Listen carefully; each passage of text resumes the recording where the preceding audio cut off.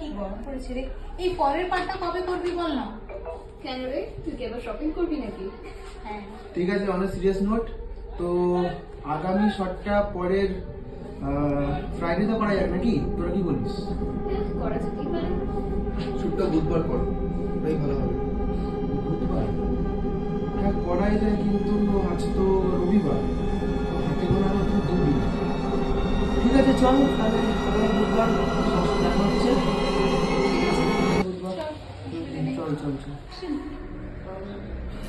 ভাই আমাকে ওই বাড়ির ওখান থেকে ফোন করে বললো যে প্রচুর নাকি গন্ধ বেরাচ্ছে ওখান থেকে, তো আমাকে একবার যেয়ে দেখতে বললো। আর ঋষিকে তো ফোন করলাম, ও তো ঘুম কাটলে, তোরা সবাই জানিস, সালা ফোন বন্ধ করে ঘুমাচ্ছে। চ আমাদের যে দেখতে হবে, চ তিনজন মিলে যাই। হ্যাঁ চল চল। চলো চলো। কাট। সত্যি কি মানে গন্ধ বেরোচ্ছে রে? লাইট কম ও তো চলে গেছিল।